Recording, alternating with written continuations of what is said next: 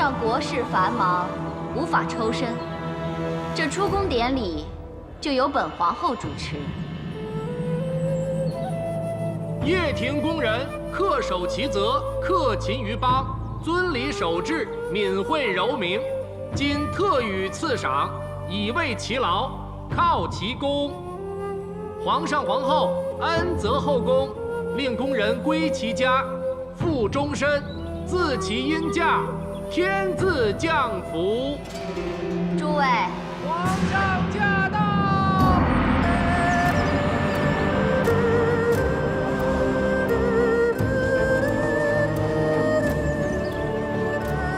陛下晚安。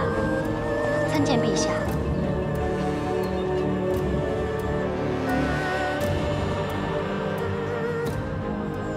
陛下，出宫典礼已毕，陛下劳累，不是说好臣妾代劳就行吗？这些出宫的嫔妃侍女，或服侍过朕，或曾为朕办过事。今日出宫，朕也该亲临话别。感谢诸位报效皇室，忠心事主。今日出宫归家，祝愿以后诸凡顺遂，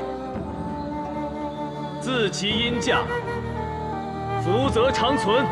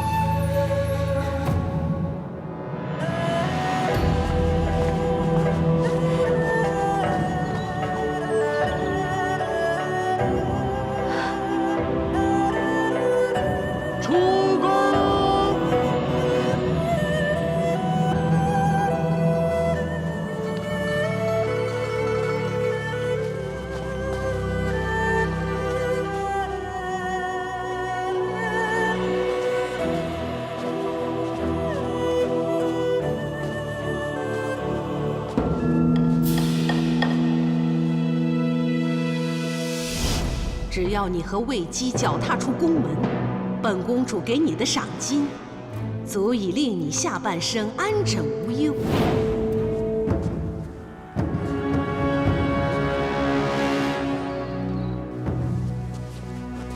子父，你别难过了，出了宫门，一切都过去了。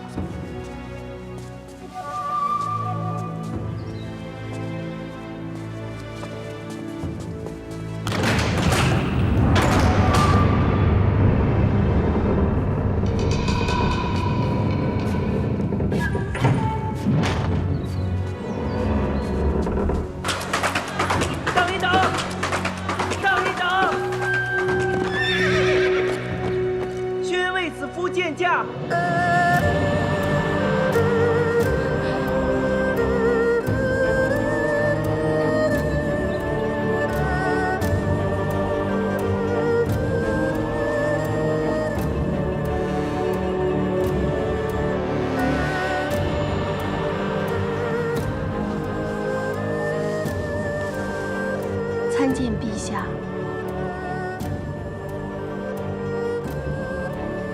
起来吧。谢陛下。敢问陛下，召见奴婢有何吩咐？你为何要出宫？是受了威胁，还是被人为难？但愿听你一句，无可奈何。无人为迫，没被为难，更非无奈。是奴婢自愿走的。为何要走？因为奴婢没有留下的理由。两情相悦不是理由，其遗偕老不是理由，难道名分未尊才是理由？荣华未享才是理由？还是日久情疏才是理由？执君之手，同入宫门；伴君之侧，共赏殿宇。奇怪名分未尊，皇宫衣风十足，日子无忧。岂言荣华未享？天子后宫妃妾百千，能得一朝宠幸，已属万幸。岂愿日久情疏？那你给朕一个走的理由。奴婢一无功名，二无家室，实在无法帮陛下建功立业。若贪恋至情，令陛下家无宁日，宏图难展，奴婢罪该万死。这么说来，你是为了朕好。可你言下之意，是说朕得靠后宫姬妾之家世，才能稳妥地当个皇帝，是吗？陛下恕罪，奴婢本意并非如此。可你刚才不就是这么说的吗？既然你这么为朕着想，这么一走不就如你所愿了吗？那你刚才哭什么？朕问你，你哭什么？奴婢为何而哭无关宏旨，只求陛下放奴婢出宫。你这么想出宫？好，你回答了朕，朕满意了，自然让你出宫。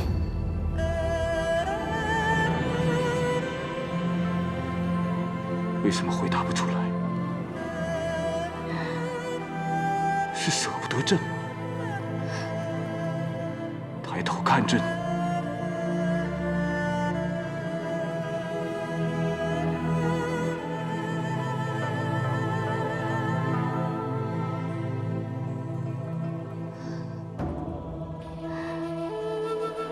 明明舍不得，却决意要走。走了，朕会心安吗？你当朕是什么人？你以为我孤身在外，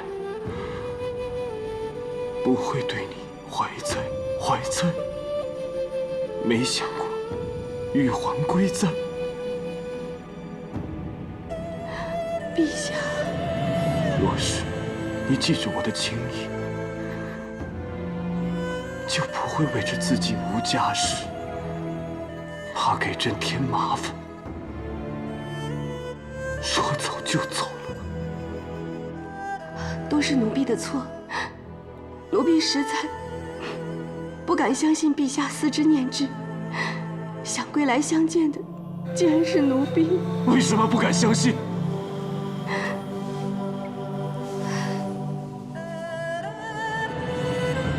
你可知道，每晨更衣，朕便忆起上衣轩中的纤纤玉手，路上清风吹拂，便想到玉河船上的悠悠情思。夜里抬头看星，便惦记长安城里待朕守护之人。我刚才见你在出宫人队伍之中有多难受，我好想质问皇后，是否是她逼迫你离开？又猜想着，难道是朕回来之后，为了如山的奏折没有及时找你，你就失望要走？你可知道，朕心如刀割。陛下恕罪。你的确罪该万死，但是为了你的眼泪，朕可以免你死罪。只是你轻忽朕对你的宠爱，一定要重重受罚。朕罚你这辈子再也不许离开朕。无论什么理由，即使说什么为朕好，朕也不允许。知不知道？奴婢知道。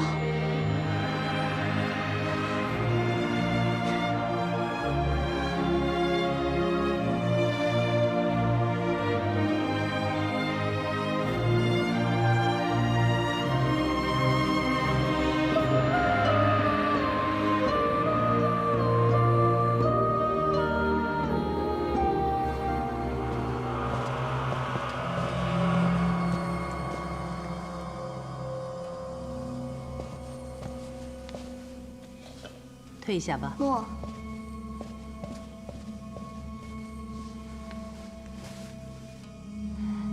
怎么连药也不喝了？太医令说，这种药要一直喝，才可以养好身体啊。好了有什么用？他眼里心里只有那个贱人。那你更要养好身体，才可以再和他斗啊。斗？我怎么斗啊？明明不去，却又去了；明明看不见，都走了，却又回头看他一眼；明明门都开了，那就让他走好了。偏偏白明又赶上了，天都在帮他，我怎么斗啊？若是天要欺我娇儿，我就要同天斗；如果地要负我娇儿，我就要同地斗。母亲一定不会白白让你受委屈。你要争要斗的第一件事，就是要先养好身体；第二件事，你就是要忍。母亲，你要我去忍一个低贱的歌姬啊？刚才皇上看见那贱人之后，有质问你吗？那倒没有。那不就是了？看来皇上还是顾念这份夫妻情分的。你忍，皇上见你识大体，自然会心存感激。如果不忍，那就军心尽失了。你要好好守候在夫君身边，讨他欢心才是啊。娇儿，如今我们就让魏姬疏于防范，再趁机抓他把柄。这就叫做将欲弱之，必固强之；将欲取之，必固与之。你母亲历经2朝前庭后宫诸般争斗，什么阴谋诡计没见过？还怕对付不了一个无权无势、无谋事的小歌姬？别担心啊！以后，朕要你每日都替朕祭身。陛下后宫姬妾如云，怎能如子夫每日替陛下祭身啊？姬妾虽多，可却只是形势所逼，非朕所要。就如皇后，大家都认为金乌之诺，朕我2人情谊早定，可许诺之时，朕还是个孩童，哪知男女之情。直到遇见你，才知道何谓挚爱深情。陛下，子夫一直有样东西想要给陛下。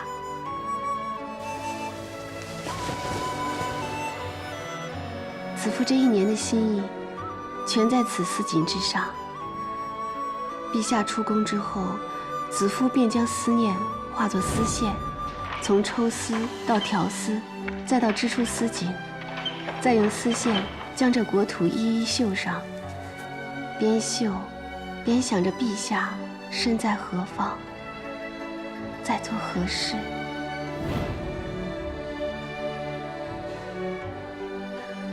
这是国谷，盛夏之时，恶殍处处。朕再次开仓赈灾。你说过，儿时曾因天灾流离失所，此乃池养。隆冬之时，漫地飞雪，朕在此发放寒意。夜深人静之时，就想起你首次在宫中过冬，孤苦伶仃，是否能穿暖吃饱？子夫一切都好，只是想陛下。幸好嗅着嗅着，陛下的天下尽在其中，仿如看到陛下君临天下。君临天下，这天下天灾人祸不绝。这次外巡，让朕对百姓生活之苦体会深刻，所以现在，朕一定要改革朝政，整肃宗亲大臣的歪风败气，拿他们的不义之财来富民强兵，防御外敌。陛下，到那时候，朕便要与你踏遍九州，到此图上的每一个角落，亲都百姓，和乐富足。那子夫也要在这图上绣一个“和”字，祝我大汉天下和乐富足。好，你既贺朕天下和乐，朕也赠你禾场乐聚。陛下，陛下恩准沈家陪在子夫身边，以示厚恩，子夫就不需要。白明在。传朕谕，为子夫填和乐意，绘制兰心，即日起赐居兰陵殿。诺。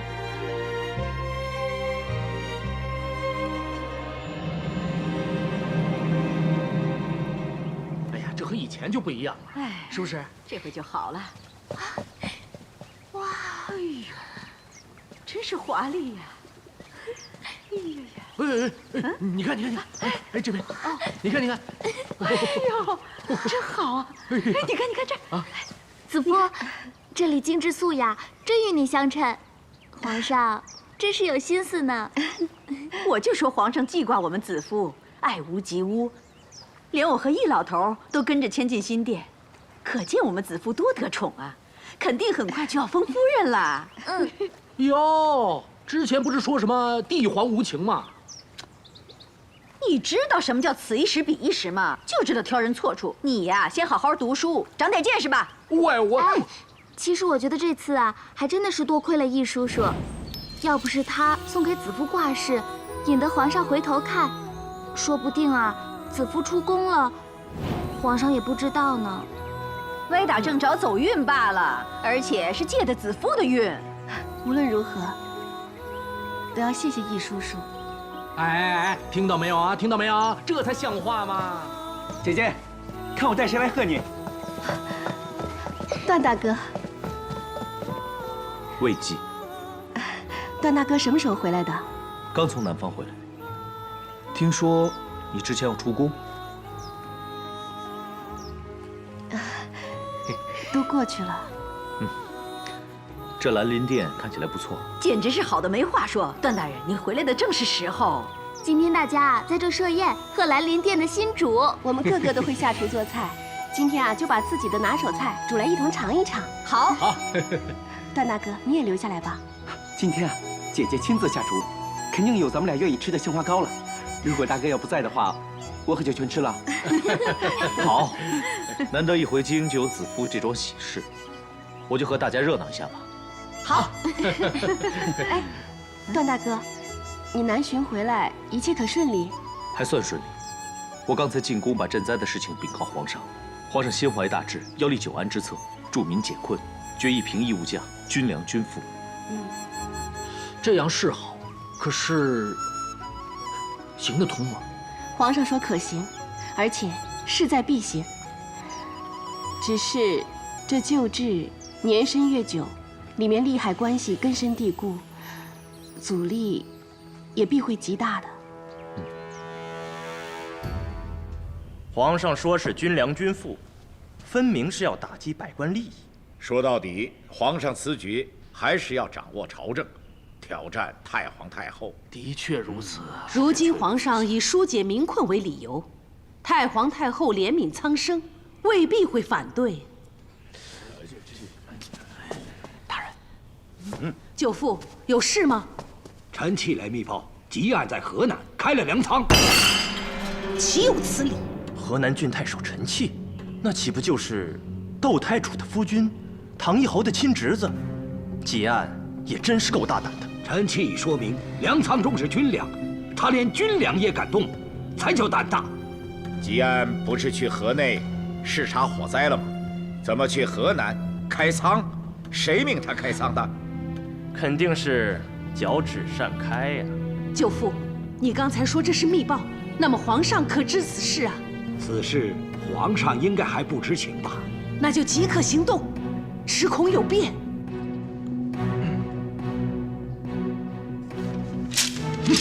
什么调度困难，纵容贪赃，其实都是在互相包庇。这些宗亲争权夺利，就说是刘家、太皇太后、窦家的，还有皇太后王家，爱到自己的利益时，谁还顾念这几个亲戚？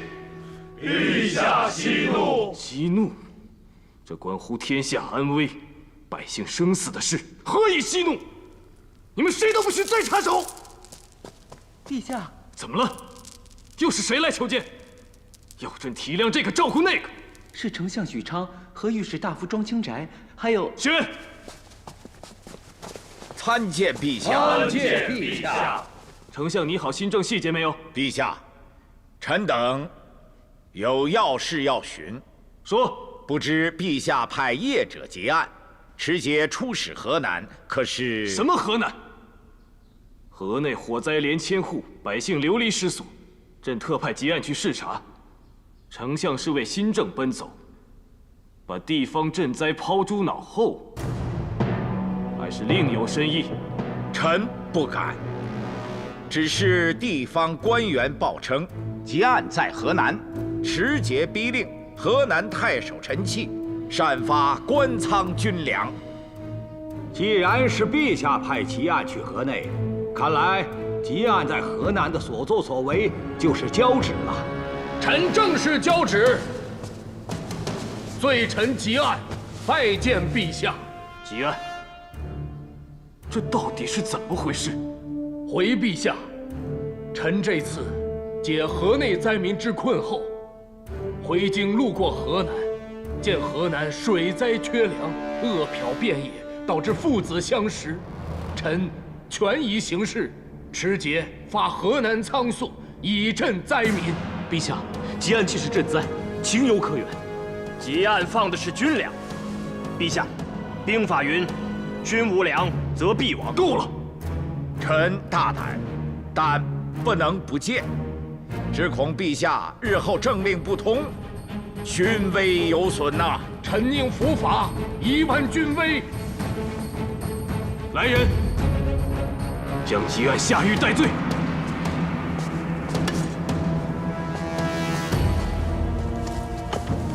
陛下，一个小小的吉案已能随便开仓，若新政已出，货粮周转，朝廷鞭长莫及，恐怕天下官仓尽开，这政令万万出不得呀！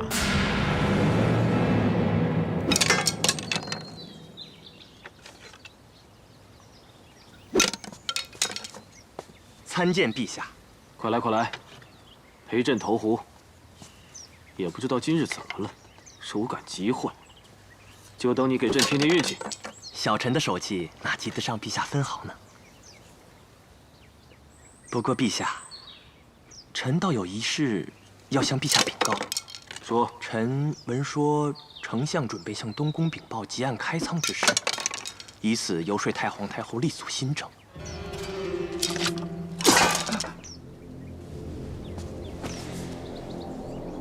陛下，结案私自开仓，兹事体大，如今又涉及到新政，恐怕非议更多。何不？不用说，新政不推，其他事朕也不管了。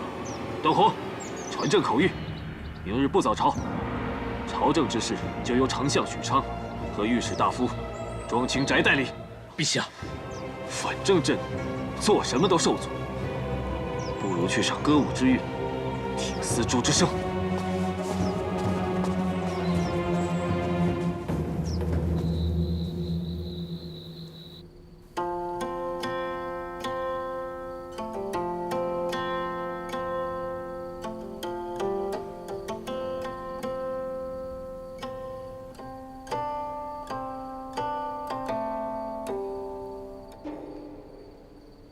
陛下，是子夫琴艺不精，琴音不妙，未能让陛下忘忧解愁吗？要不是你的琴音，朕的怒气早就把朕憋死了。来，子夫。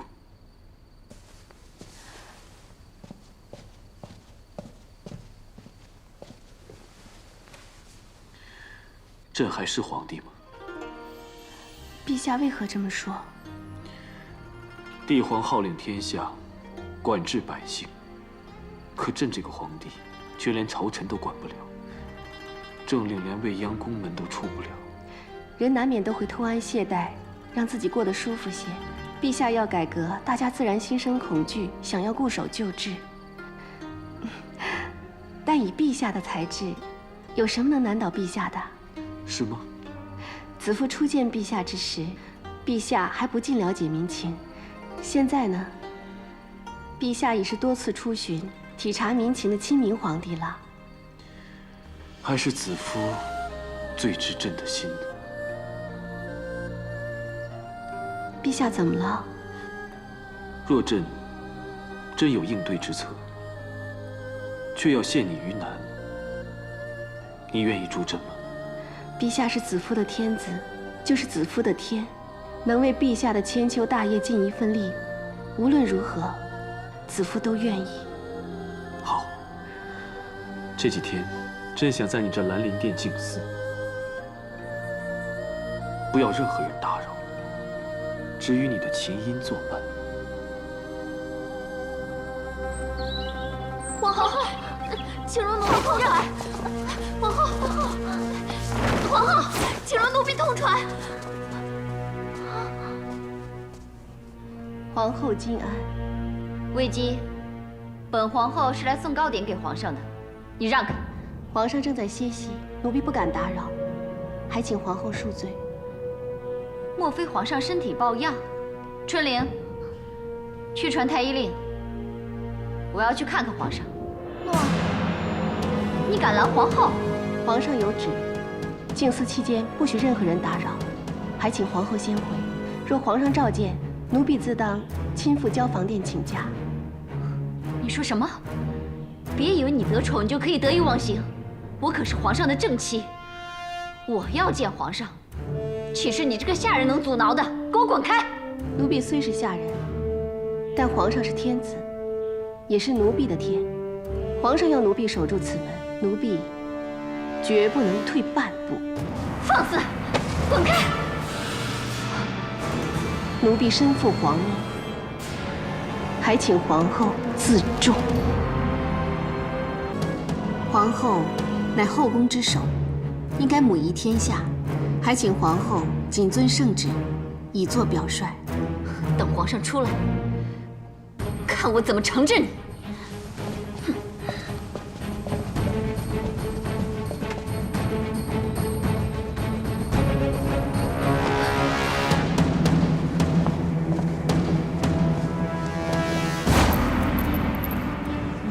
皇上是天子，也就是奴婢的天。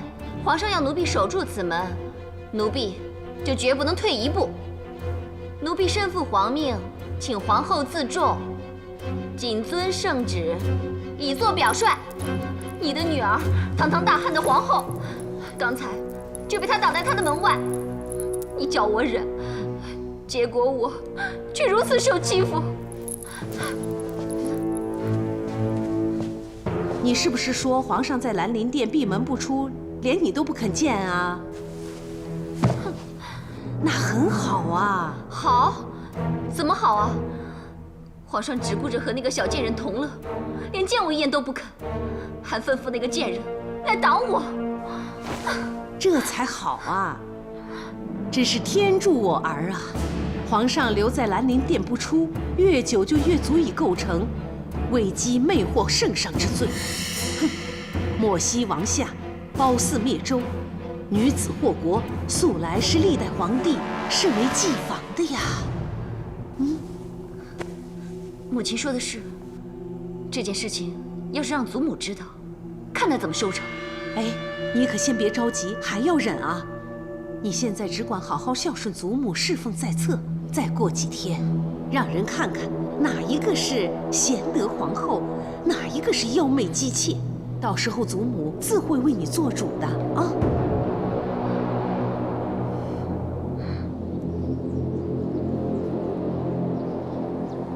常总管，公主，准备马车。我和君侯用过早膳后，就进宫夜见皇太后。诺。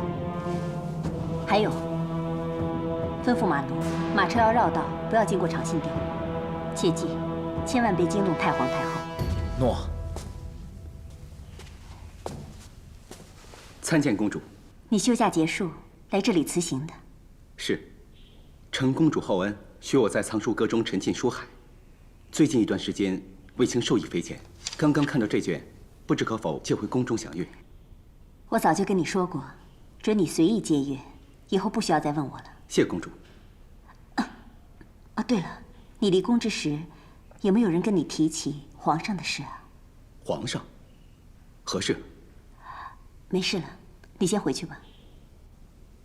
哎，公主，公主急着进宫，是不是有什么事情？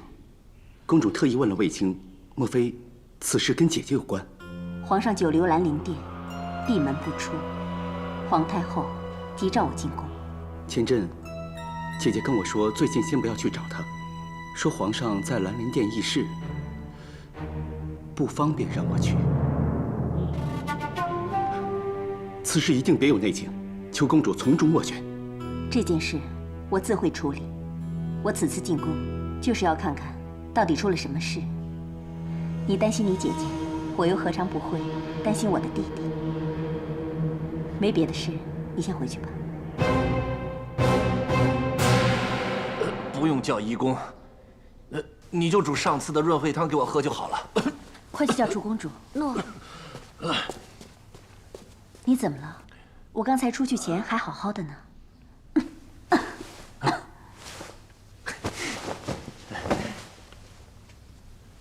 公主啊，你我果然灵犀相通，才智相当啊！都知道如今是装病最适宜。什么装病啊？啊，母后为皇上闭门不出而急召公主，此时进宫，把人请出来，则得罪皇上；请不出来，则得罪母后，甚至太皇太后。不管得罪谁啊，都没好日子过呀。真是劝也难，不劝也难。还是装病不进宫是最好啊。说起来，都怪那个卫子夫，总给我们惹麻烦。皇上留他在殿中，若他被冠以什么罪名，肯定又会牵扯到我们。如果要说为难的话，我们不入宫，就是为止，是死罪。更何况，就算那不是皇太后和皇上，也是我的母亲和我的弟弟，怎么能不理呀？哎，公主啊，这可如何是好啊？哎呀，真是头痛啊！如果头痛的话，你就继续头痛下去吧，我自己进宫好了。哎，那最好呀。这要是出了什么岔子，还有我在外面张罗打点嘛。哎，公主啊，你一个人真的能行吗？啊，一切小心啊，记得用完早膳再起行，不要饿着啊。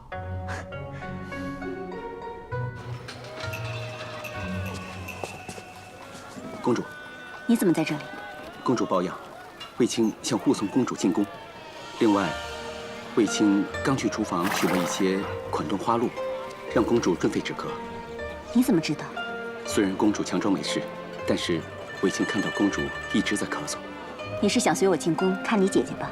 卫青担心姐姐，也担心公主。好吧，走吧。待会儿进宫后，你马上回建章宫。不可以久留，尤其不要去兰陵殿。可是姐姐有事，卫青想去看一下。你去有什么用啊？如果子夫真有事的话，你凭什么帮他？这件事情关系朝廷后宫，且惊动皇太后，你掺和进去，不但于事无补，反而会令此事更加糟糕，对皇上和子夫都有害无益。好，卫青知道了。卫青护送公主进宫以后，立刻回建章宫，不多说也不多问。那就好，走吧。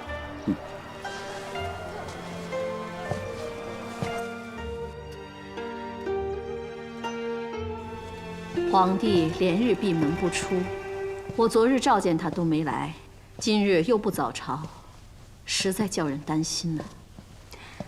皇上心正受阻，应该只是一时之气，所以才会。一时之气，过这几天也该闹够了。禀皇太后，马车已备好。走，去兰陵殿。女儿啊，你一直和皇帝亲厚，魏姬又是你一手提拔的，你要想办法把你弟弟劝出来，否则这事让你祖母知道，后果不堪设想。祖母也是很疼皇上的，只要跟祖母好好说明，祖母她也不会。只怕有人添油加醋。魏姬先前与皇后母女风波不断，我听说这魏姬连皇后都敢拦阻，我倒要看看我这个皇太后去，她敢不敢拦？走。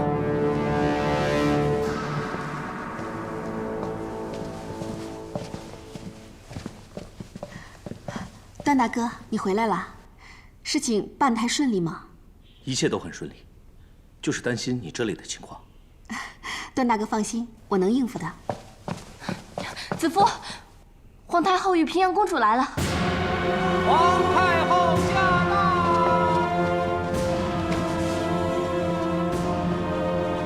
参见皇太后，参见公主。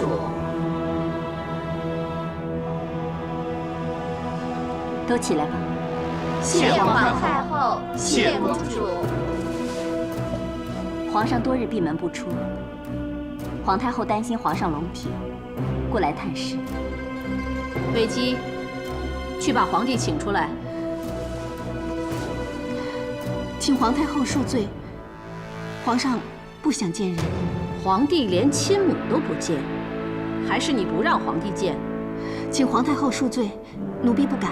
魏姬，宫中谣言已起，说皇上沉迷声色，荒废政事。如若事情闹大的话，只怕会玷污皇上英名。皇上并非沉迷声色，只因朝事不顺，心情烦躁，才会闭门静思。还请皇太后、公主明察。皇帝既是心烦国事，平阳，你进去替亲弟分分忧。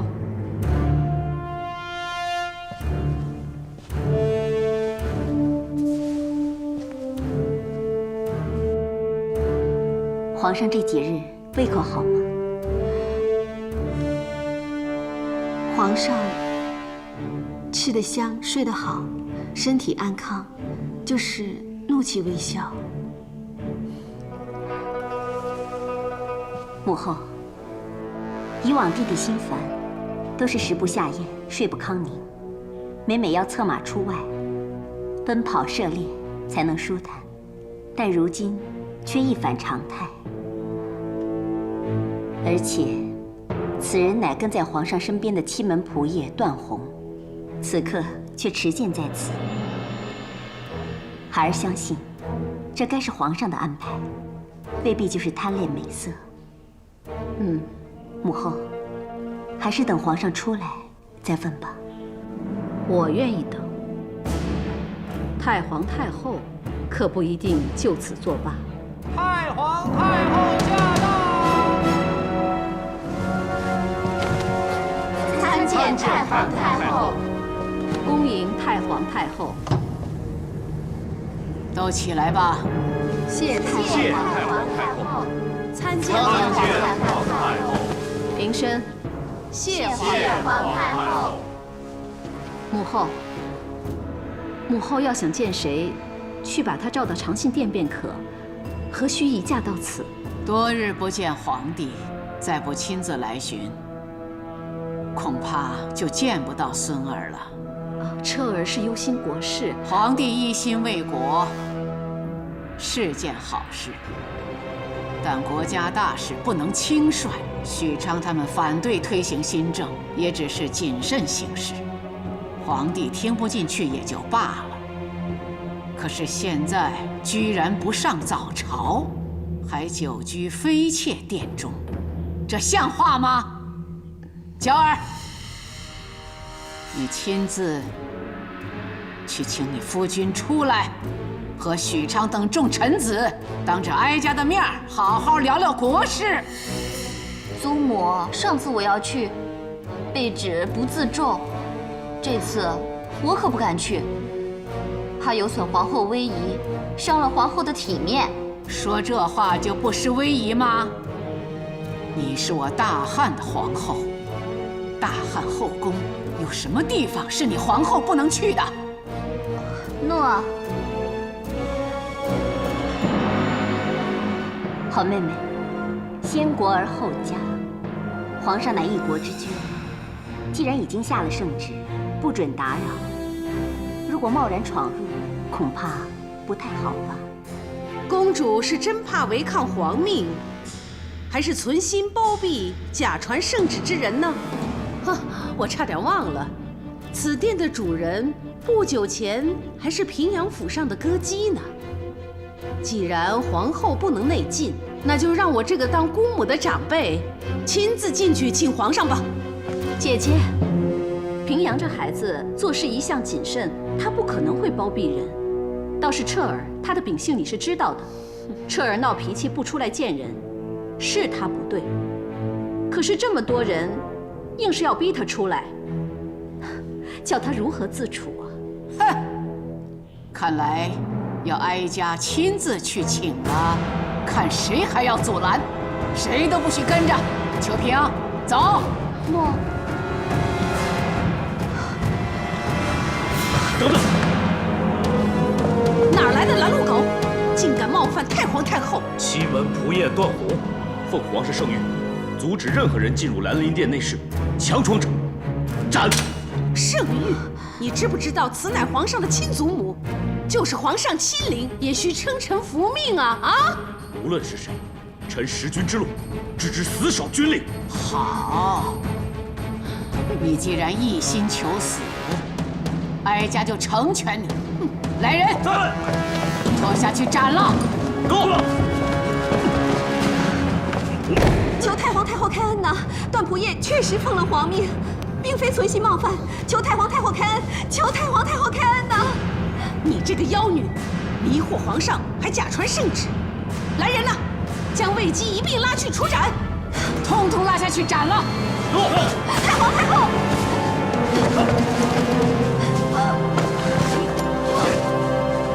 混蛋都不要！皇上不在兰陵殿。皇帝在哪儿？孙儿在此。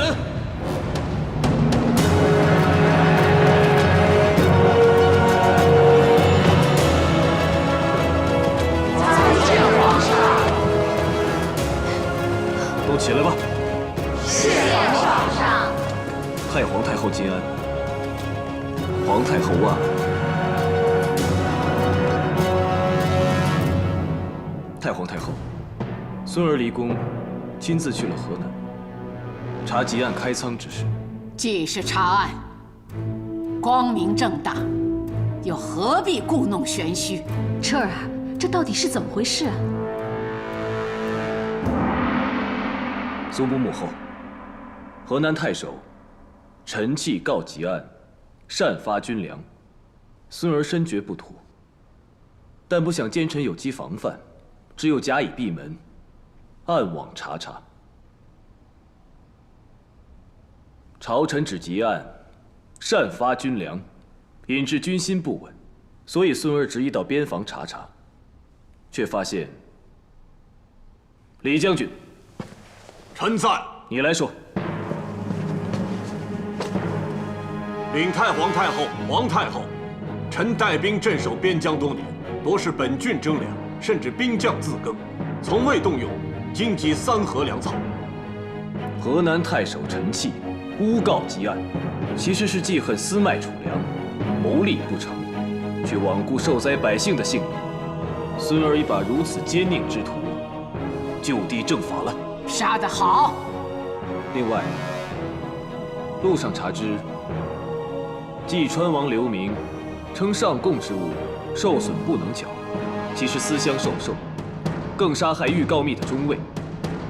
孙儿深知祖母仁厚，不忍杀宗族子孙，故派段宏传旨，废弃王位，贬为庶人。不孝子孙，死不足惜呀！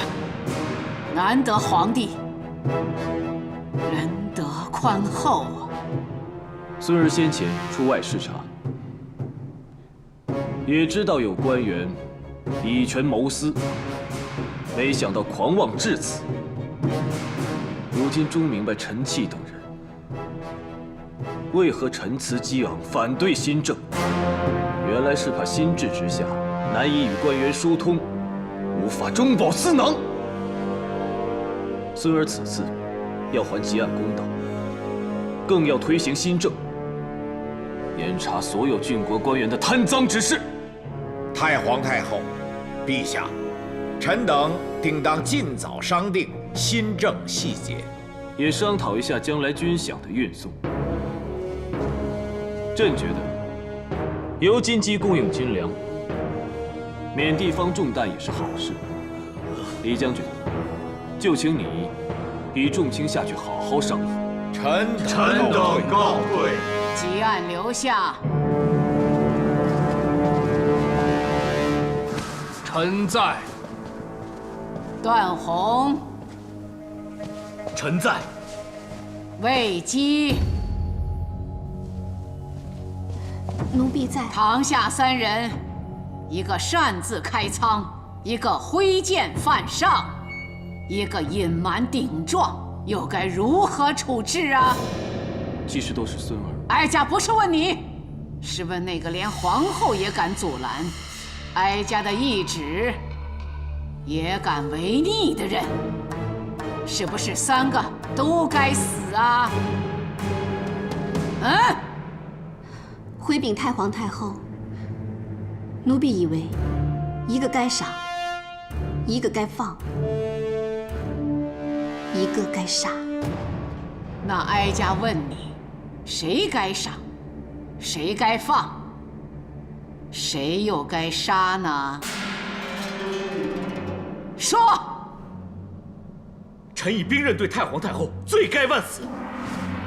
臣脚趾开仓，牵连段仆射与魏姬，臣该死。祖母，孙儿让魏姬说。回太皇太后，百姓饥寒则不畏死，不畏死则弑君之危莫如，天下乱之时也。吉安虽交之有过，但其放粮之举，抚黎民于水旱之患，止祸乱于未发之前，显皇上以仁德之名，应记一功，功过相抵，该放。那谁又该赏呢？昔日，宋国被楚国围攻，解阳受晋景公之命救宋，不料途中被楚庄王擒获，反要他复宋劝降。解阳假意答应，脱险后却宁死也要从晋君命，而被楚庄王。解阳坚持，承命为信，最终楚庄王赦之，而晋君绝之。今段宏受皇命，背礼而承命，忠君而信诺，该赏。那该杀的，就是你了。兰陵殿闭门拒客，虽是对君上守诺，但欺瞒太皇太后与皇太后却非圣意。奴婢作为臣下，作为晚辈，令2位太后奔波伤神，难辞其咎，该杀。说的合情合理呀，母后。如此说来，吉案是该放，段宏是该赏，哼，魏姬是该杀。祖母，魏姬助孙儿查办奸佞，虽然欺瞒2位太后，却情有可原。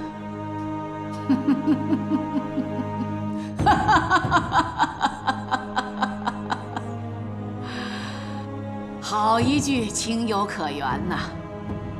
那皇帝的意思是，这魏姬是该赏，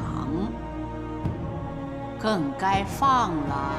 既然只是情有可原，而不合法理孝道，自然该罚。就罚魏姬1年内不予封号，着令继续学习宫规宫礼，以彰显太皇太后仁慈。好，好，好，彻儿，那2个人又该如何处置呢？即按开仓赈灾，功过相抵，迁为荥阳令。段宏冒死守命，忠信可嘉，赏金500。你等3人还不快谢恩？谢太后、太后、皇太后、皇上隆恩。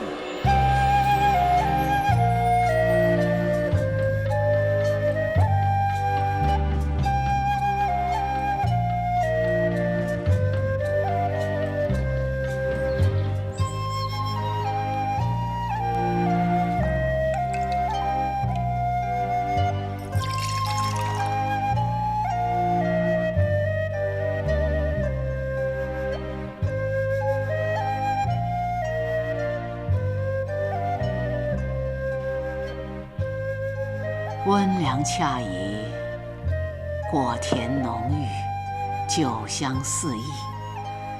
彻儿果然长大了，再不是祖母强拉硬抱都坐不住的毛躁小子了，越来越有人君之仪了。是祖母教导有方。这一口温酒，只是水、火和果肉的交融，尚且要细心慢煮，何况错综复杂的国事呢？祖母是指孙儿处置以权谋私的陈气和刘明太过分。奸佞之臣，杀以警众，处置得宜，皇上统帅百官，管理朝政，君主立威，更是无可厚非呀。谢祖母，孙儿今后定当尽心尽力，让百姓依风始祖。彻儿有此决心，祖母就放心了。把你祖父与父皇的基业交给你，只是立国策，不同于执法，不能一步登天。祖母还是不赞成孙儿除旧弊，行新制。治国如饮热酒，喝得过急只会烫嘴伤身，先小尝室温，不急慢饮，才能暖胃怡情。是，祖母。祖母并非要阻你行事，只是哀家身历3朝，深感人心难测，众志难统。为君者若不谨慎，不得百官拥戴，往后的事只会更难呐。孙儿明白，那孙儿就不着急，先找个郡，试行新政，行之有效，再广而推之。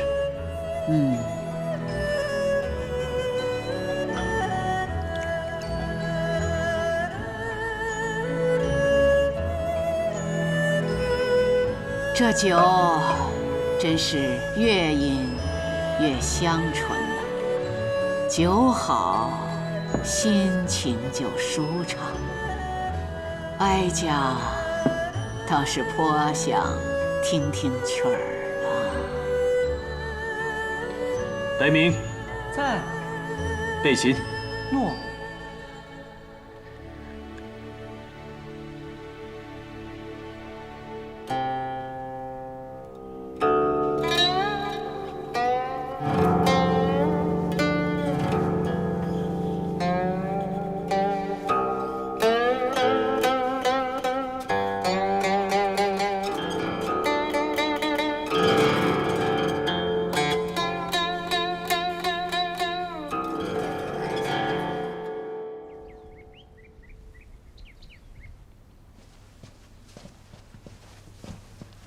来，叫。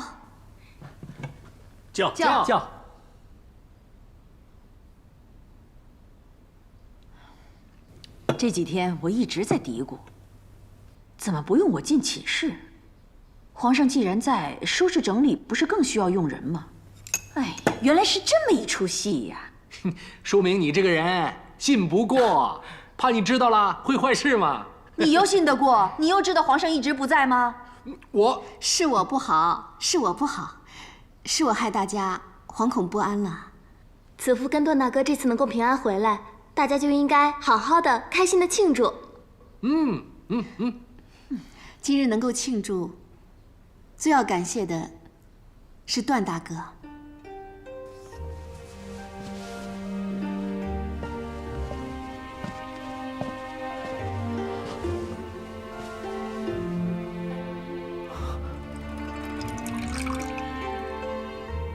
如果没有段大哥舍命拖延，子夫啊，早已成为刀下魂了。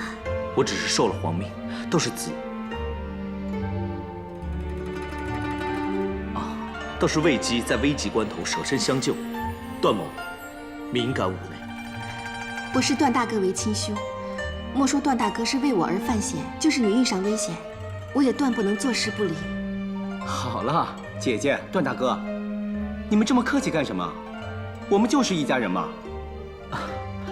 我无亲无故，你们确实就是我的家人。就是嘛，我相信终有一天，一定会与父亲团聚的。其实段大哥跟我们互相照顾，大家早就像亲人了。对，像亲人一样。为了亲人，为了一家人，叫。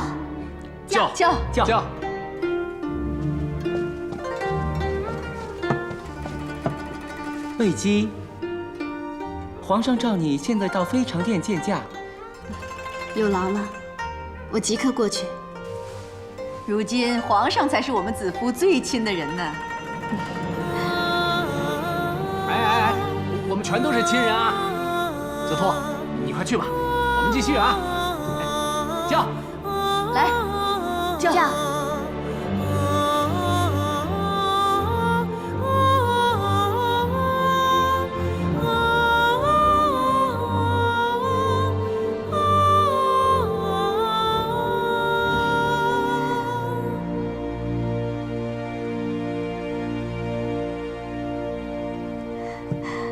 虽然暂时没有正式封号，但喝过这杯酒之后，你我就是夫妻了。陛下怎么能这样讲？陛下的正妻是皇后。皇后，名分上确实如此，可在朕心里的是你。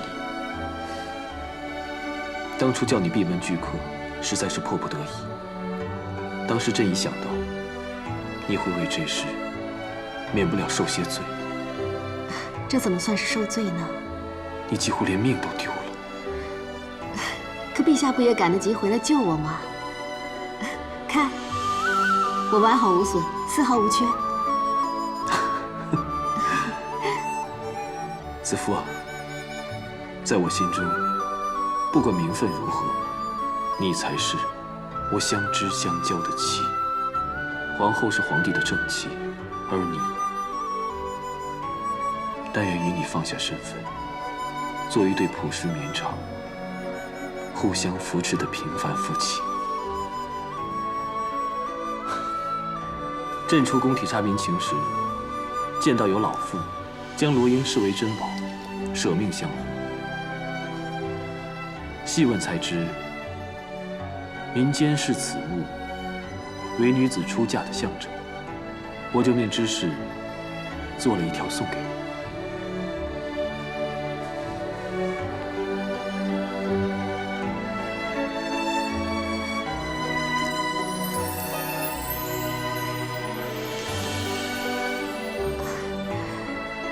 在子夫的故乡，女子出嫁，母亲会一边叮嘱，一边为心腹系上罗缨。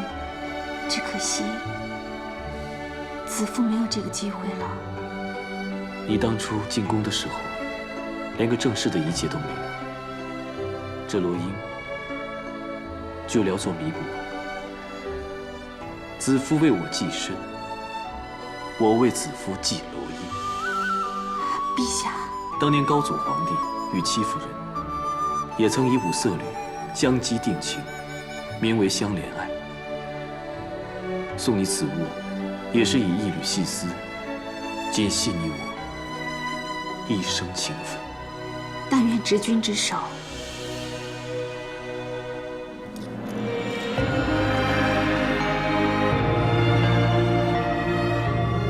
扶持到老。如今朕内有贤妻支持，祖母信任，外有段宏吉案等忠臣守护，朕定要有所作为，不辜负你们的舍身相助。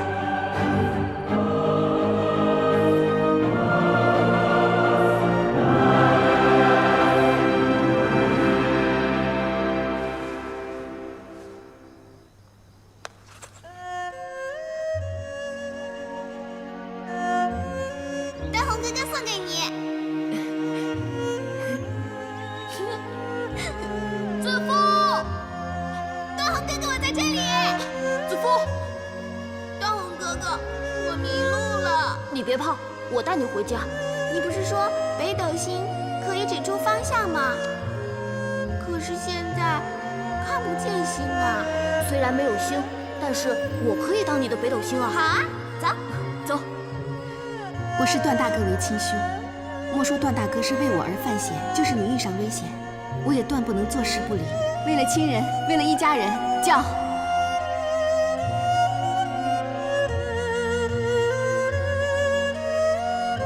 皇上驾到！参见陛下。免礼。谢陛下。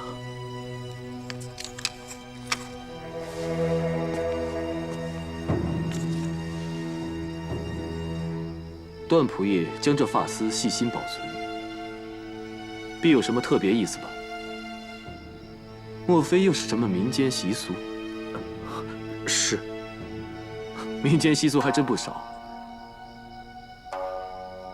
看此发丝，有粗有细，非一人所有。难道是与夫妻情缘有关？是男女定情之俗。你将此物随身携带，想必它的主人是你朝思暮想之意中人。到底是谁？是臣数年前戍守边关时认识的女子，我俩相好，便按当地习俗结发。是关外的习俗？啊，既然牵肠挂肚，连结发都放不下，那何不结成连理？你是朕的忠贞之臣，朕为你赐婚。不，臣不敢。为陛下死忠，乃分内之事。何况那女子已嫁作人妇，想不到你如此痴情，念念不忘已做他人妇的女子。往事已矣，朕替你好好留意，物色个好女子。谢陛下，臣已无心情爱，求陛下也别放在心上。看来那女子伤你伤得很深。那好，你以后若有意中人，只管说来，朕即刻为你赐婚。谢陛下。本来朕今日心情大好，带了琴，想邀你合奏。不过既然你……臣不想扫陛下的雅兴。陛下既有琴，臣就跟陛下相和，正好断了这相思苦。也好。至琴。诺。今晚我们只奏激昂励志之乐，朕要扫走你一切忧伤。谢陛下。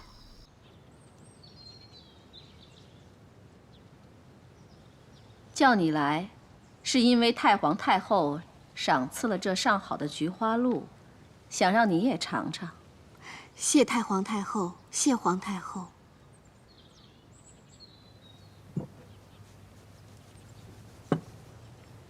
这花露之味，入口时一苦一涩，可待此味蔓延后，甘仪之位也随之而来。魏姬，你入宫后也经历了不少风波，辛酸苦楚比比皆是，如今也算是苦尽甘来了。奴婢本是一名歌姬，从未想过要博取何等尊荣。今日能坐于花海中，与皇太后和公主共饮花露，已觉万幸。你若喜欢，这汤露我便悉数赏你。既是赏你的，还不快谢恩？谢太皇太后，谢皇太后。这层层屋檐，一殿隔一殿，离皇帝所居的飞常殿看似不远，可大多数人却要走上几年，甚至几十年。高祖以来，后宫佳丽多不胜数，可真正能得圣宠的，又有几人？有些人总能捷足先登，有些人紧追慢赶，却难以窥见帝颜一面。魏姬能有幸得皇帝专宠，这固然好，但也别开心过头。可知道，正因如此，你便成了众矢之的。奴婢指望可以服侍皇上，实不敢专宠。奴婢感激皇太后提点，自会谨言慎行，与他人以心相待，以求和睦共处，避开一切纷争。我跟皇太后都明白，你从来无心起争端，以后你事事小心就好。奴婢知道。说实在的，我最看重的是皇帝的安泰。若他一边为朝廷操劳，一边又要为后宫烦心，3天2头为一个宠妃奔走筹谋，这成何体统？母后，奴婢谨记教诲，定不会再让皇上烦心。奴婢虽无力掌控人心，却有心掌控自己，绝不会出位僭越，恃宠生骄。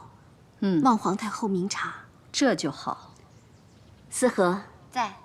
看船备好了没有？诺。今天风和日丽，皇太后有兴致想去游河。魏姬，你也来吧。谢皇太后。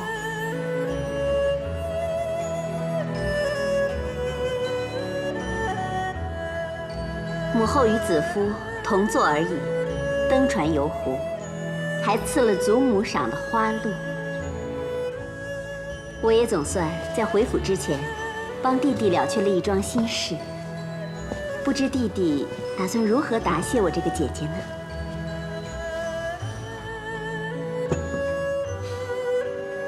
姐姐为我劳心，我自然是要谢的。只是这次赏的另有其人，我想姐姐要的就是这个。母后与子夫同坐而已，登船游湖，还赐了祖母赏的花露。我也总算在回府之前，帮弟弟了却了一桩心事。不知弟弟打算如何答谢我这个姐姐呢？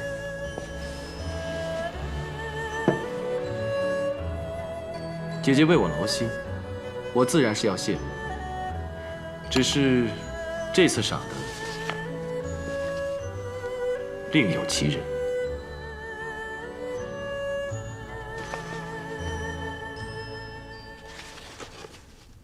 敕命平阳侯曹石修建建章宫。圣旨早已经送出去了。我想姐姐想要的就是这个。弟弟真是深知我心啊！一如姐姐明白弟弟的心一样。早前我以平阳侯名义出宫，多少知道姐夫在外面的名声。平阳侯祖辈自大汉开国以来，功若秋山，绵绵不绝。可到了姐夫这代，我虽身为公主，也只是女流之辈。这天下事能为他张罗的，我都已尽力。恨就恨他胸无大志。我给姐夫这差事，对了他的长处，又有功名利禄在前，他不会不勤恳对待。希望这次他能好好为汉宫建立功绩，延续平阳府名望。也为姐姐争口气嘛。你这个姐夫，也就懂这亭台楼阁、水榭轩廊之事。弟弟用心良苦，姐姐真不知道说什么好。请受姐姐这一礼。哎，姐姐别这样。姐夫好，便是你好；姐姐好，弟弟就安心了。对了，子夫的弟弟卫青不正在建章宫任职吗？他出自平阳府，而且熟知你姐夫的脾性，也算精明能干。不如让他也参与其中，也方便替你姐夫办事啊。我也觉得他不错，就让他协助姐夫吧。弟弟只见过他几次，便觉得他不错，分明弟弟是爱屋及乌。卫青真应该庆幸有一位好姐姐，才能够得到陛下的器重。我不是也有一位好姐姐吗？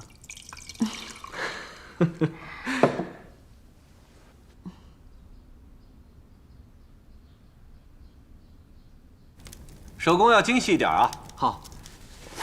月娥，在。一会儿你跟陈裁缝去挑布料，要最好的绒圈棉。本侯既然担了修建建章宫之职，这行头嘛，不能太过寒酸老旧，要最好最贵的，方能衬得上本侯的身份。诺。哎，等一下，等一下，这是什么呀？啊，这种有缺口的枣也能端上盘来？平阳侯是皇上器重、委以重任的，侯府一事一物都要精致完好，才不失威仪。奴婢知道了。我将要去建章宫办事，不免忙碌。你们如此怠慢，全部机灵，如何替我侍奉好公主啊？啊，郡侯，郡侯，公主回来了，是吗？哎呀，太好了！你们去打扫别的地方吧，我待会儿再去查验，不能有一点灰尘。出去吧。诺。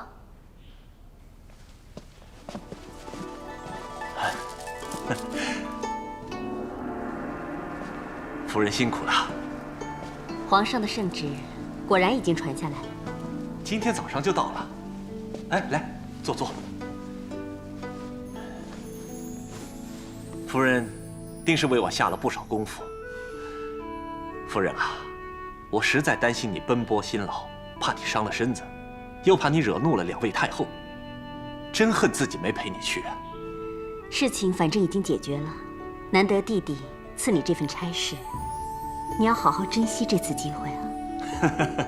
夫人放心，为父一定效仿高祖丞相萧何，当年修建未央宫的雄心壮志，修起一个焕然一新的建章宫。我不要你做出什么丰功伟绩来，只求你踏踏实实、勤勤恳恳，也总算没有白费我为你筹谋的心思。为父知道。啊，夫人先在这里歇息，我已经叫人备了汤沐，做好酒菜，待你梳洗更衣后，我们在偏室边吃边促膝长谈。我还特意吩咐叫人准备了你最喜欢的京酱酒和熊掌豆腐呢。好，我都依你。夫人，你清瘦了。你身为公主，自从委身于我，便一直为我筹谋。我曹石也不知何等福气，能娶得如此贤妻。只要你做好这份差事，不辜负皇上的厚爱，我便宽心了。我曹氏这辈子没什么值得自鸣得意的，除了你。若上天堪怜，让我先你而去就好了。要不然，没有贤妻，怕我曹石也毒破不了了。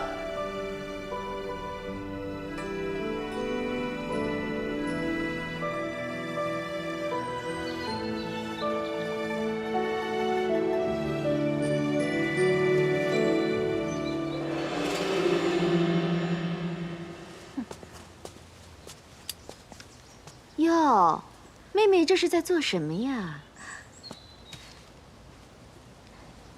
见过两位姐姐。妹妹采花做些香囊，原来是做香囊讨皇上欢心呐。你看，我们就是少了妹妹这份心思，怪不得不如妹妹那般得宠呢。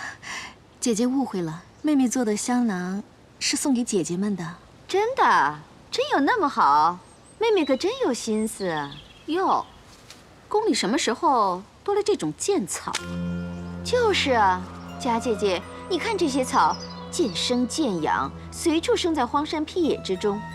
即使有花，花色不艳，姿态不娇，实难跟宫里的鲜花相提并论呢。妹妹拿这些给我们做香囊，是想讽刺我们吗？这花虽然生在荒野，但是香气逼人，民间都是用它们来缝香囊的。这儿轮得到你说话吗？张嘴！诺，哎，你们不要太过分了。姐姐，姐姐，放肆！皇后万安，皇后万安。免礼吧。谢皇后。真是目无尊卑。就是一个小小的下人，居然敢顶嘴。皇后，他们不光讥讽后宫嫔妃，还犟嘴动手。这次非得重重教训他们不可。哼，你说我是该教训他，还是教训你们啊？你们两个已经入宫多时，都是有身份的人，既然在大庭广众之下不顾身份，故意刁难他人，吐口舌之争容易，羞辱别人也容易。可是，这是后宫的相处之道吗？是皇上愿意见到的吗？本皇后来了，你们还要搬弄是非？你们眼里还有皇上，还有我这个皇后吗？皇后恕罪。你们刁难的是魏姬，应该向她赔罪。请皇后不要责怪两位姐姐，她们也只是把心里的话说出来。她们说的没错，奴婢也觉得山花难比宫花艳。他们只是想教导奴婢宫里的尊卑礼数，奴婢受教了。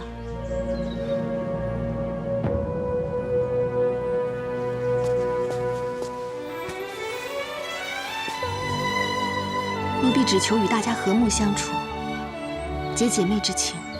果然是皇上心坎里的人，宽厚又知大体。你们两个，与其花时间多嘴饶舌，还不如好好去养养性情，修修品德。臣妾谨遵皇后教诲。以前我们只是有些误会，正如我所说的，后宫纷扰，非皇上乐见。以后我们就好好相处，再无芥蒂，一起弑君，好吗？奴婢不敢当，奴婢只求皇后能明白奴婢的心。放心，其实我早就看出来了，你既能帮皇上分忧，又善待姐妹，为我分忧，就是我的好妹妹了。从今以后，我不想再听到后宫有争斗宫节的传言。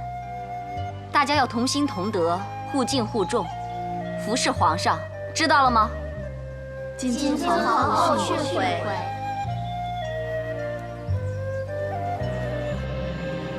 哎，过来过来，啊，来过来过来，放这儿啊。嗯，小心啊。知道了。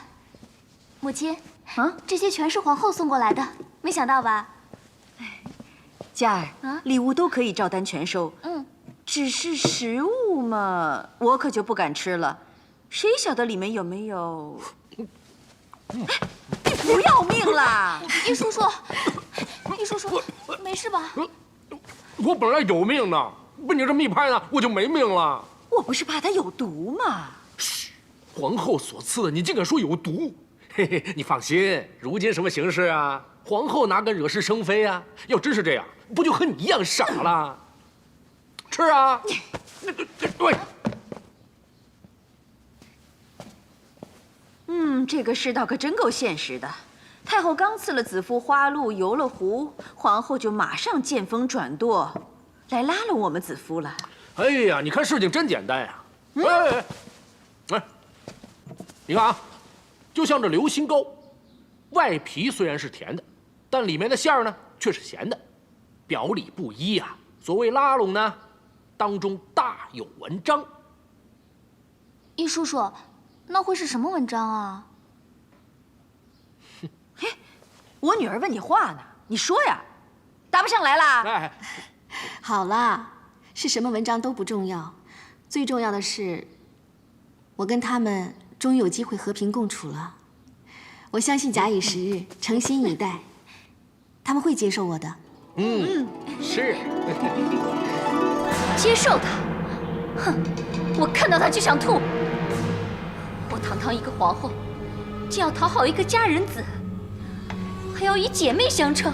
如今连太皇太后、皇太后都对他另眼相看，我们怎么好再从中作梗？那些环柴尔道也很贵重，真是便宜了他。如今你跟皇上之间的隔膜渐深，你就不得不忍上加忍啊，娇儿。想不到这个贱人如此有心计，先是甘丹、狐媚妖姬这污名，一个翻身，原来是替皇上办事，还一副委屈可怜的样子，功他全领了，我输得好不甘心啊！要论输赢，现在也太早了。他既然故作大方得体，你就要好好利用啊。现在他就是带你回到皇上身边的小舟，你暂且当他是一条船，用完即弃，不就成了？可是我一想起他那故作善良的模样，我就觉得矫情。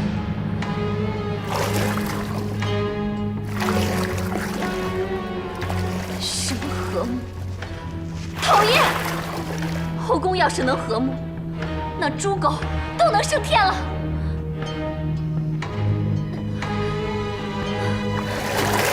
哎，下去！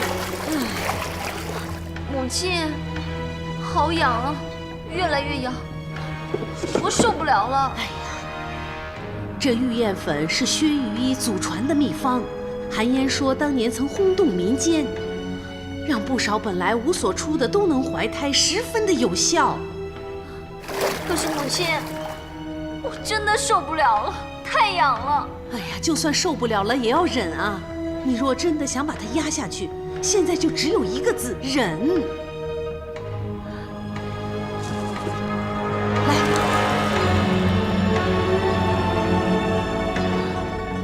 好，待我怀上龙翼那天，我一定要那贱人百倍偿还。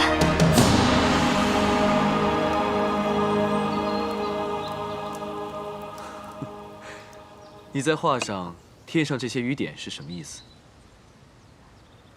望陛下雨露均沾。你就是喜欢将我推给其他人吗？浇花翠叶得成雨露，才能开得艳丽，宫中才能美景长存吗？我知道你识大体，可我也不想你心里难受。不会的，子夫只想宫中和睦，这样陛下才能真正无后顾之忧啊！贤惠如你，怎会不叫人动心呢？即使雨露均沾，满庭花娇，我还是想让你知道，我也只会助你一株幽兰。启禀陛下，皇后求见。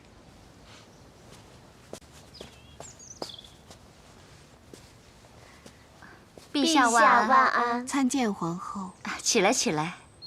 臣妾不知魏姬也在此，阻扰了陛下与妹妹。无妨，朕只是在作画，遂传魏姬来试酒。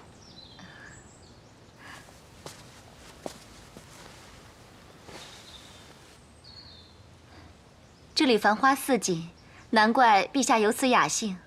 臣妾刚得了一盆晚香玉，此花只在夜间盛开，芳香浓郁，想要陛下一同欣赏。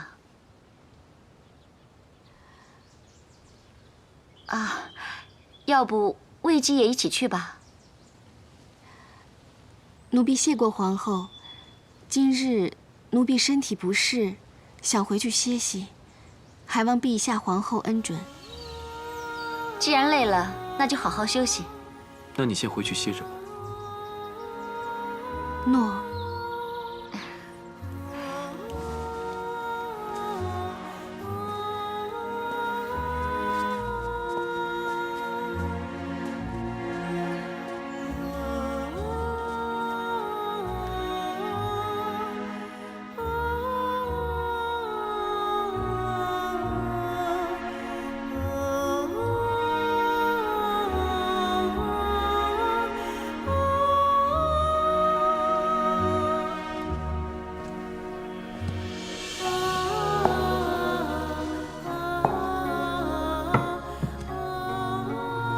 看着皇上和他人而去，心里很难受吧？不舍是有，没有难受。刚才卫青来过了，提起你们母亲的寿祭，说今年兄长姐姐们回长安，问你能否相续。没想到，这么快1年又过去了。去年就没赶上，那今年……自从我们一家分散各地，每年就盼这一天，与兄姐们共聚天伦。你就别想那么多了，深入宫门那是说出去就能出去的。可是我真的很挂念他们。子夫啊，去年出不去是因为皇上不在，可今年皇上在宫里，而且他现在还这么宠你，这么疼你，只要你跟他求情，他一定会让你出去的。说的也是啊，我常占帝宠，已经惹来不少怨怼，岂可再恃宠生骄，坏了宫中的规矩？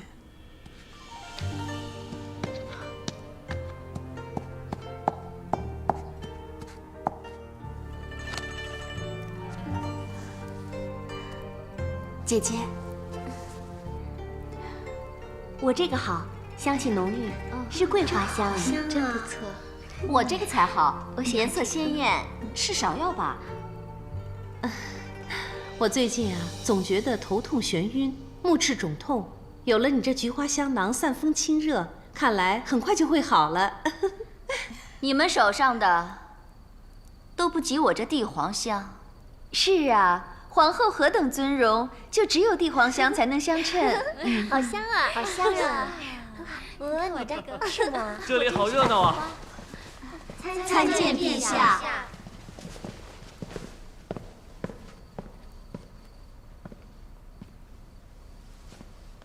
都起来吧。谢陛下。今日月圆，皇后既邀大家晚膳后赏月，皇后施主。朕刚才不让通传，就是不想打扰你们的兴致。你们手上拿的是什么呀？魏姬好厉害呀！她亲自采花，为大家缝制香囊。更难得的是，每个香囊都不一样，是依妹妹们的喜好特别缝制的。你倒花了不少心思。能合姐姐们的心意就好。你看我们这么高兴，就知道你的心思没有白费。陛下，这回妹妹该赏了。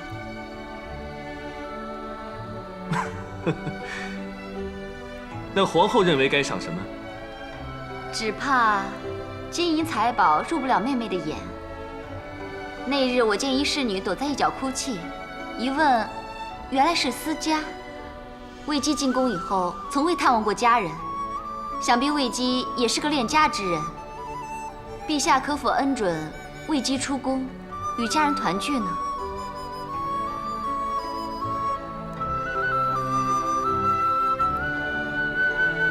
不可，毕竟她还只是家人子，不能因为她破坏了宫里的规矩。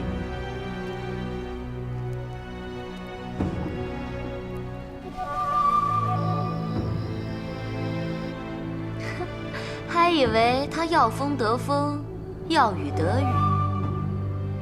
哼，没想到，这比起你等他出宫以后由你趁机独占皇上，还要更加让人宽心啊！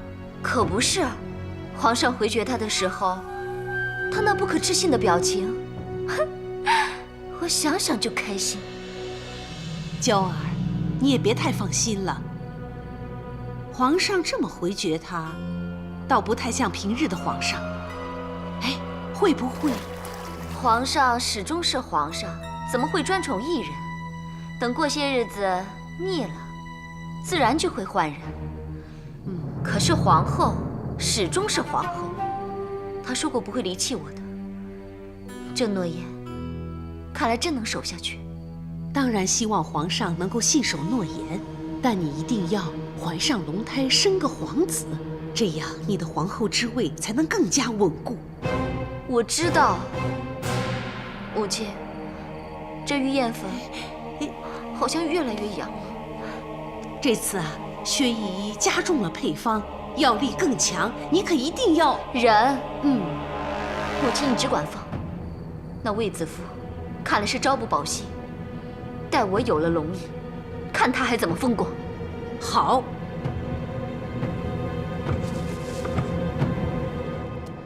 还差易叔叔的烤肉东西就齐了。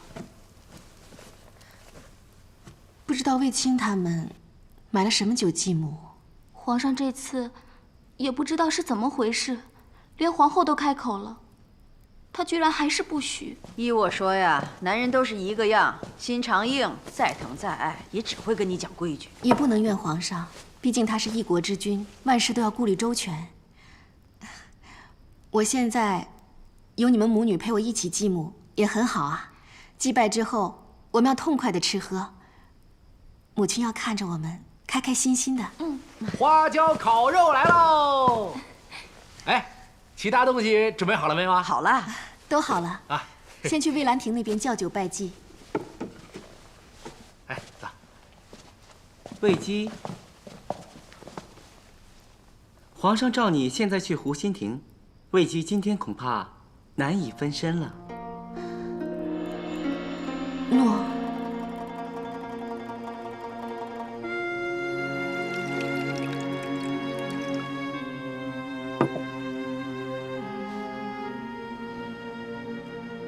闷吗？不闷。看来该奏乐助兴了吧？诺。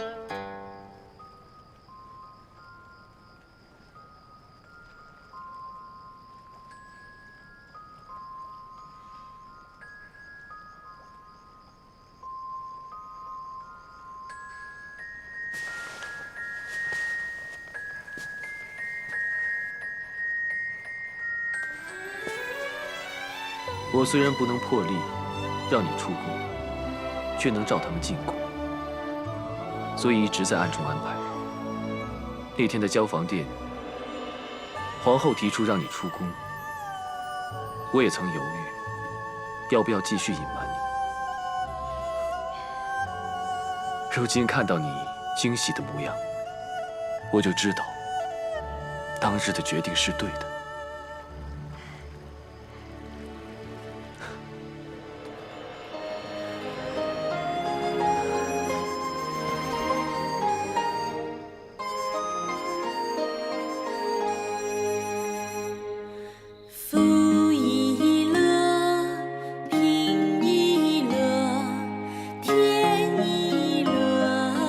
苦一乐，痛苦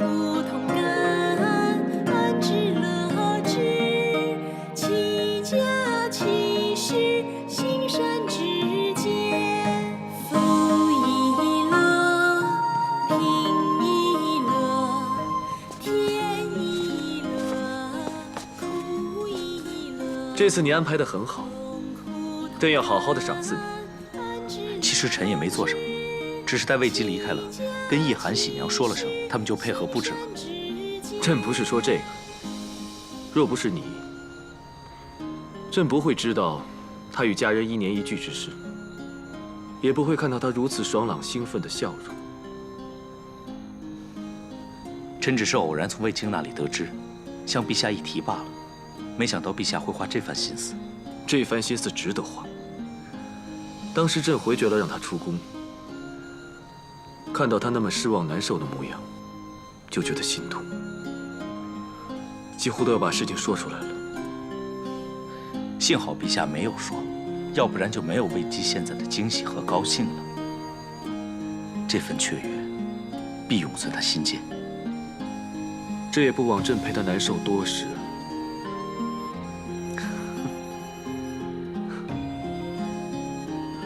臣不阻陛下家宴，先告退了。好。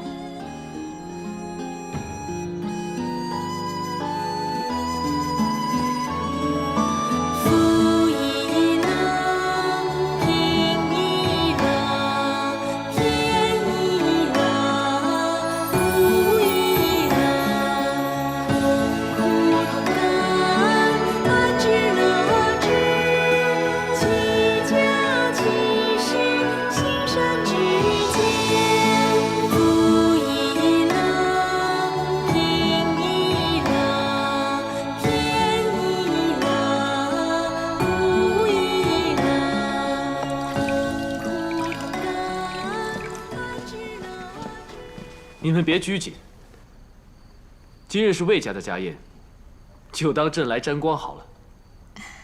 你们就像刚才祭母之后，姬月唱歌时那么畅快自在就是了。朕先敬你们一杯，喝过这杯之后，大家就像家人一样，畅所欲言。谢陛下。谢陛下。好了，都起来吧。叫！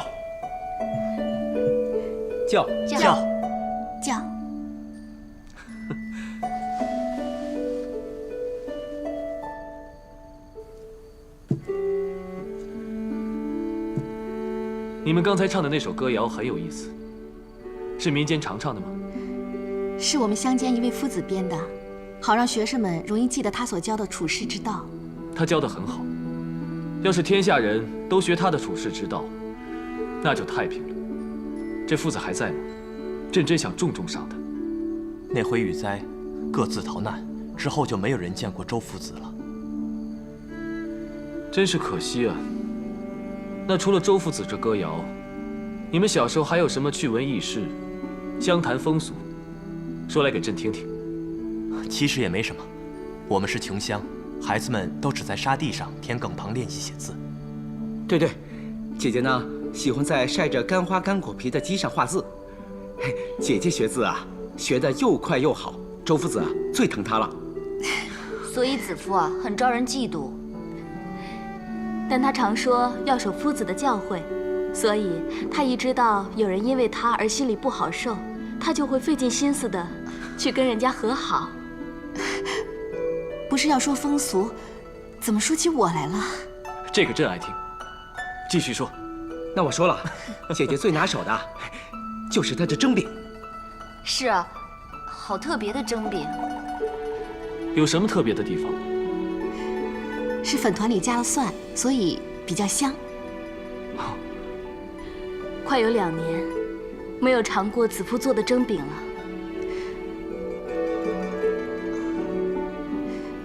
陛下如不介怀，奴婢这就去蒸饼，有叶寒叔叔还有沈家他们帮忙，很快就能好。好，你去吧。朕也想尝尝你做的蒸饼。诺。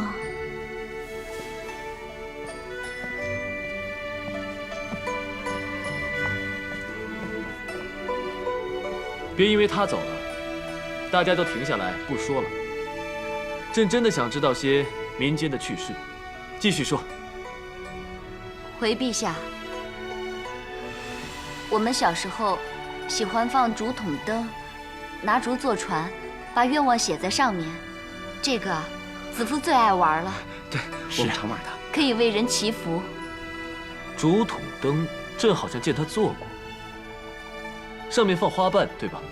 没错，还有一阵儿，我们还爱玩结发。结发。参见陛下。看此发丝，有粗有细，非一人所有，是男女定情之俗。你将此物随身携带，想必它的主人是你朝思暮想之意中人。到底是谁？是臣数年前戍守边关时相识的女子，不过如今那女子已嫁作人妇。臣参见陛下。你可知欺君何罪？臣愚昧，未知陛下此言所指。臣万万不敢欺君。你跟朕说你与关外女子有结发之情，这是真的吗？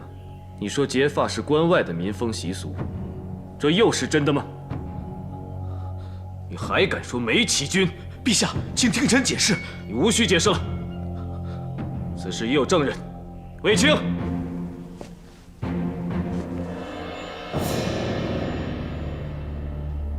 陛下，段宏，你为何要隐瞒朕？可知欺君之罪，论罪当斩。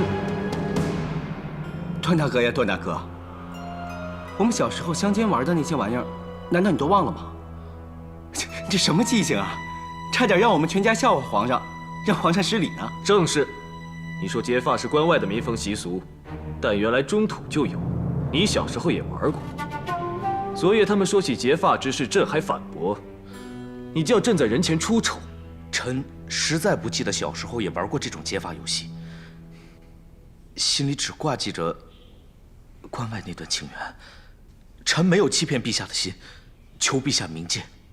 朕知道你是把儿时的玩意儿忘了，可朕问你民间的风物习俗，不单是好奇，还真是想多了解民生民情。你若不尽不实，那岂不是……臣罪该万死。若朕就为此杀你，恐怕朝堂之上没人能活了。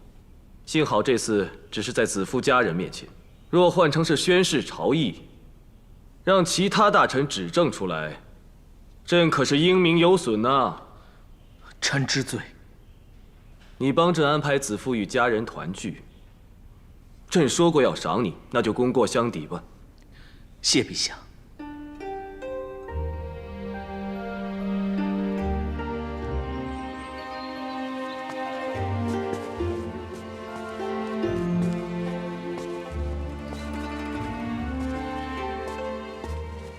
段大哥，哎，卫青，你是不是有事要问我？恕卫青直言，段大哥是否真的在关外另有一段结发情缘？当然，我哪敢欺君呢？以段大哥和我姐姐当年的情谊深厚，很难相信你会忘记与姐姐的结发之意。当时我们年纪还小，随便玩玩的游戏，怎会放在心上呢？段大哥，但是重遇至今，从未听你提起过那段关外情缘。情缘已逝，还提它做什么？若是你，你会提起吗？那天皇上问起民风习俗，我的确没想到，起初这结发不知从哪里传来，反正当时大家就这么玩起来了，实在算不上是乡里风俗，所以算是我多心了，段大哥莫怪。你放心，莫说我真的忘了小时候与子夫结发之事，即便我记得，也不会说的。虽说这结发是儿时的游戏，但谁说得准，这会不会影响皇上对子夫的眷爱？我视子夫为妹妹，任何不利于她的事情，我都会谨慎而为之。你姐姐身边多少豺狼虎豹在蹲伏，我们必须同心同德，才能抵挡他们伤害你姐姐。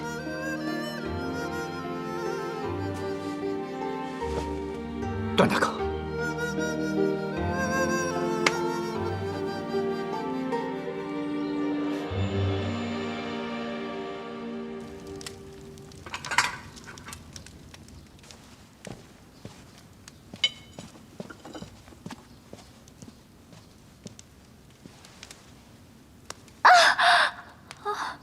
我的娇儿不会白白吃苦。如果皇后有了身孕，你和薛御医必然重重有赏。一定能成。薛御医的父亲薛琦，乃孝文帝时的名医，他的偏方，就算是40、50岁的不孕老妇服下，也能得子。既然他本领如此高强，为何一直得不到重用啊？窦太主又不是不知道，这宫中利益互有倾轧，越是有能力的人，越招人妒忌，当然就越出不了头。听起来也不无道理。皇上不让那歌姬出宫，竟然御准他的家人入宫，宠爱他到了这种地步。如果我的娇儿还不尽快怀孕，她的日子会更加难过。窦太主，请放心，以火石为阳，冰石为阴，小臣一直竭力为皇后四处搜罗有灵气的宝石，甚至置地采矿。皇后怀孕，指日可待。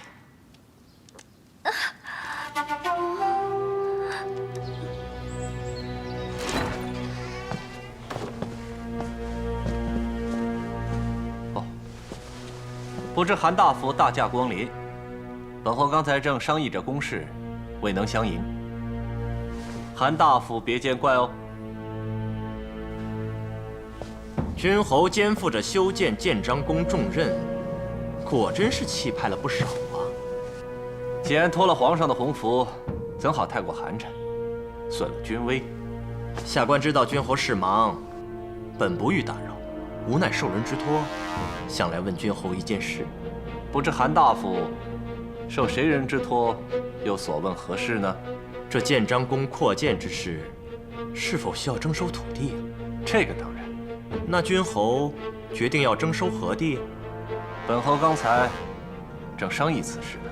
来，韩大夫，请看，西北一带地大平坦，且有河西环抱，景色宜人，利于宫室。所以君侯可知道，这些地大多属于侯门氏族，而且还涉及到太皇太后之宗亲。这个，那或许可以商讨征收的细节。若是能够商讨的话，那么太皇太后的子侄们就不用下官来跟君侯说了。君侯若要收地，请收南边的农户田地吧。既是农户田地，征收必定影响百姓生计，也会影响朝廷税捐。而且，南边户数众多，牵连甚广，征收虚实。再者，地势复杂，不利于公事。下官只是来传话的，该如何实施，君侯可自行决定。至于后果，也就由君侯自行承担了。既然是太皇太后亲族之地，本侯哪会夺其所好？南方田地虽地势复杂，也许建造起来更有新意呢。君侯果然是处事果断，顾全大局。皇上将此事交给君侯处理，果真是极其妥当的。